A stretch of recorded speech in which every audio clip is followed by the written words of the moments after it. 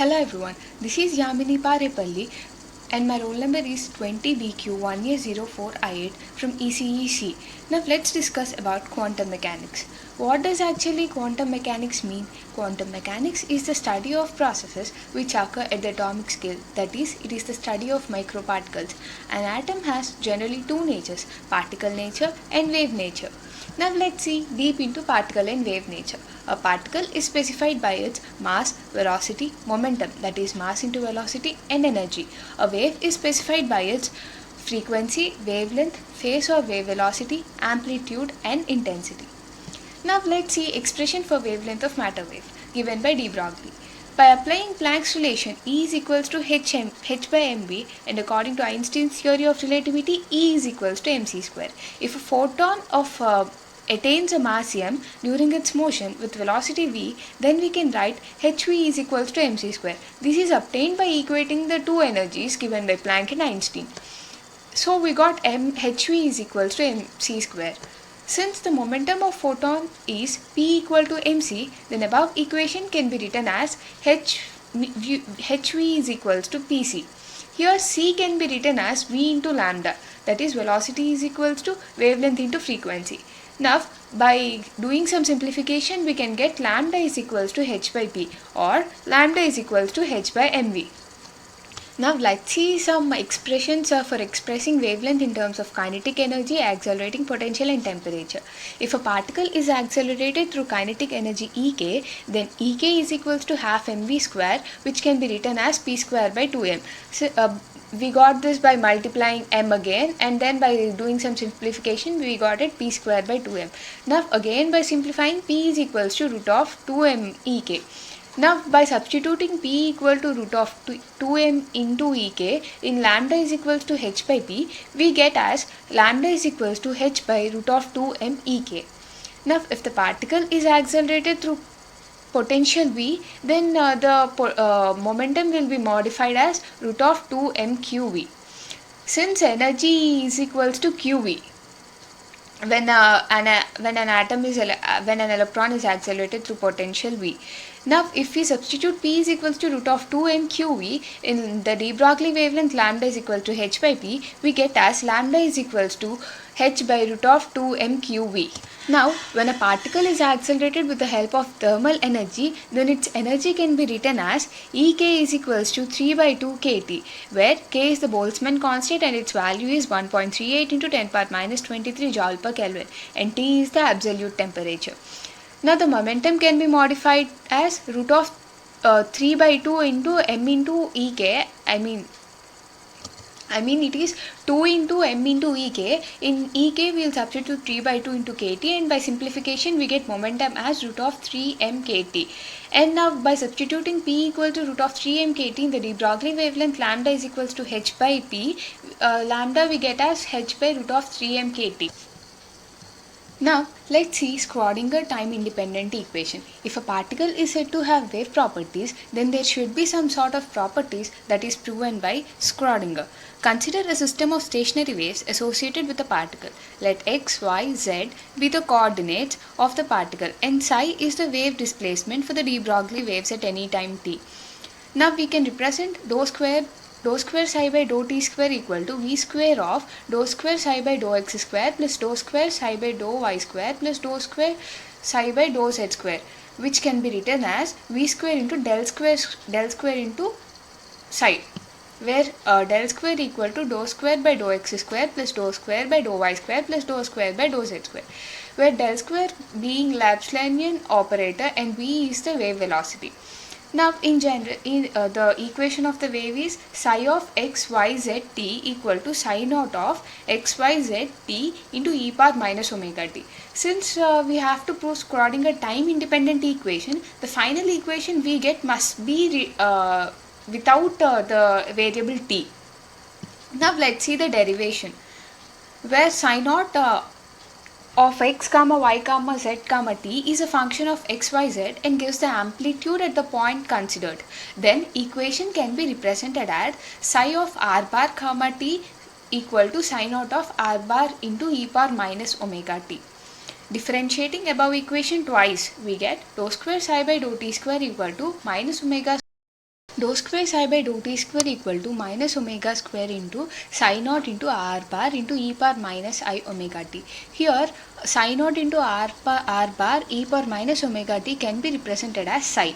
So the final value will be minus omega square into psi. So dou square psi by dou t square equal to minus omega square into psi. Substituting the value of dou square psi by dou t square in the first equation, we get v square into del square into psi equal to minus omega square into psi. So bringing minus omega square psi into the left side, we get v square del square psi plus omega square psi equals to 0. Here we know that omega is the angular velocity and it is equal to 2 pi into n. N is the frequency and frequency can be written as velocity by lambda. Now here we have omega square. So we are squaring omega, we are squaring on both sides. Omega equal to v square. We get omega by v equal to 2 pi by lambda. Substituting the value of omega by v in the above equation, we get del square psi plus 4 pi square by lambda square psi equal to 0. And now from the de Broglie relation, lambda is equal to h by mv. We are placing in place of lambda, we are placing h by mv. So the equation becomes del square psi plus 4 pi square by h square into m square v square psi equal to 0. If E and V are the total and potential energies of the particles respectively, then its kinetic energy half mv square is given by half mv square equal to E minus V. Now we need m square v square. So by required substitutions, that is bringing 2 into this side and multiplying m on both sides, we get m square v square equal to 2m of E minus V. From the above equations, we get del square psi plus 4 pi square by h square into 2m E minus V into psi equal to 0. Here capital H bar equal to h bar equal to h by 2 pi, and by substituting that value we get del square psi plus 8 pi square by h square m into E minus V into psi equals to 0. This equation is the time independent Schrodinger equation because the variable t is not present in this equation. Now let's see Schrodinger time dependent equation. This means that in the final equation we get we can have the variable t because it is dependent. So now let's see the derivation for that. The differential equation representing a one-dimensional wave motion is dou square psi by dou t square equal to v square del square psi.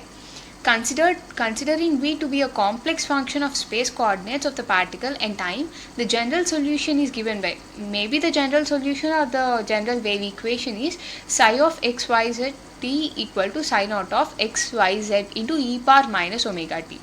Psi is equals to psi naught into e power minus I omega t. Now differentiating the above equation partially with respect to t on both sides, we get dou psi by dou t equal to psi naught into minus I omega e power minus I omega t. Here omega is the angular velocity and which is equals to 2 pi v which is equal to 2 pi v, and the above equation will be converted as psi naught into minus I 2 pi v into e power minus I omega t, which is equals to, here, and psi naught into e power minus omega t is psi, which we obtained in above. So the equation transforms into minus 2 pi I v psi, and here v is equals to E by h, because this is the energy relation. E is equals to h mu. So equation gets transferred as minus 2 pi I into E by h psi, which is also equals to minus E by h bar into psi. Now finally E psi equals to I h bar into dou psi by dou t. And substituting E psi value in the Schrodinger time independent equation, we get del square psi plus 2m by h bar square into I h bar dou psi by dou t minus v omega equal to 0, and del square psi equal to minus 2m by h square into I h bar dou psi by dou t minus v psi. We get minus h square h bar square by 2m into del square psi plus v psi equal to I h bar dou psi by dou t. We obtain this equation by just substituting the values, and the above equation is known as Schrodinger time dependent equation, and this equation can also be written as h cap psi equal to E cap into psi, where h cap is minus h bar square by 2m into del square plus v, which is which is also known as Hamiltonian operator, and E cap is I h bar into dou by dou t, which is also called as energy operator. Now let's see about particle in one dimension box. Consider a particle moving inside a box along the x direction. The particle is bouncing back and forth in the box. The box has potential barriers at x equals to 0 and x equals to L. That is, the box is supposed to have the walls of infinite height. And now let's see the limits for potential when the limits of x when potential equal to 0 or infinity. Now firstly, when v is equals to 0, the limits of x are 0 to L, and when v is equals to infinity, the x limits are less than or equal to L. When v equal to infinity for x greater than or equal to L, we will see these conditions. The particle cannot exist outside the box, and so its wave function y is 0 for x less than or equal to 0 and x greater than or equal to L. The Schrodinger's equation becomes dou square psi by dou x square plus 8 pi square m by h square into E psi equals to 0. Putting a 8 pi square m E by h square equal to a square in the equation 1, the equation gets transformed as dou square psi by dou x square plus k square psi equals to 0. The general solution of the equation is psi is equals to a sin kx plus b cos kx. The boundary conditions can be used to evaluate the constants a and b. Because a and b are constants, we have to eliminate those constants when we get the final answer. So we use the above conditions to eliminate these constants. So when v equals to 0 at x equal to 0, b becomes 0. When v equal to 0 at x equal to L, 0 equals to a sin kl. You know that such that a cannot be equal to 0. Since it's a constant, it cannot be equal to 0. This means that sin kl is equals to 0, which means that sin kl equals to sine of n pi. So sin gets cancelled and kl equal to n pi, or k is equals to n pi by L. Thus the sin naught of x equals to a into sine of n pi L by x. Now the energy eigenvalue is equals to k square h square by 8 pi square m, which is also equals to n square pi square h square by L square 8 pi square by m. This is the final value of En, which is also called eigenvalue. Corresponding Vn is called the wave function. The probability that the particle is found inside the box is, it means that the particle is the probability that the particle is found inside the box is for sure 1. It means that the particle is compulsory in the box, so the probability will be 1. So to represent it, integral 0 to L psi star psi equals to 1, which is represented for showing the probability. Now here, by substituting the values psi and psi star, we get a square is constant, so I am bringing it outside the integral. So a square into 0 to L sine square n pi x by L equal to 1. Now by using the formula, I am converting sine square into cos, that is 1 minus cos 2 n pi x by L whole divided by 2. So here half minus cos 2 n pi x by L dx equals to 1. Now by substituting by evaluating this integral, we get a square into L by 2 equal to 1, which is equals to a equals to root of 2 by L. And now the normalized wave function of the particle psi n equals to root of 2 by L into sine of n pi xl. Now let's see the detection of matter waves. A wave associated with the motion of a material particle is known as a matter wave. We have many experiments to prove that wave. Now we are seeing the experiments to prove that it has an electron nature. So those experiments are Davison and German's diffraction experiment and G.P. Thomson experiment. First, let's get into Davison and German's experiment. Here is the schematic diagram of the experiment, and the apparatus used here are electron gun G. Electrons are produced of electronic beam of known velocity. Here the beam of electrons which are produced are of known velocity, and the tungsten filament electrons are emitted due to thermionic emission, because the tungsten filament is heated to a high temperature. Now let's see the procedure. The beam of electrons is directed to fall on a single crystal crystal of nickel known as target T. The angular distribution of the electrons diffracted in different directions is measured by Faraday cylinder, and its angle is from 20 degrees to 90 degrees. A retarding potential is maintained between the two isolated walls so that only fast moving electrons coming from the electron gun may enter into it. Then a cylinder was moved on circular scale, and for a given accelerating voltage V, scattering curve showed a peak in the curve. With the accelerating potential 54 volts and theta equal to 50 degrees, we'll solve the following equation, and we'll check whether it has it has the electron nature or not. According to de Broglie, lambda equal to 12.26 by root of 54, which is equals to 1.67 Armstrongs nearly. Now from X-rays, it is known that a nickel crystal acts as a diffraction grating with grating speed d equal to 0.909 into 10 power minus 10 meters. We have diffracted electron beam at theta equal to 50 degrees, and the corresponding Bragg's angle is 65 degrees. The formula is theta is equals to 180 minus 50 by 2.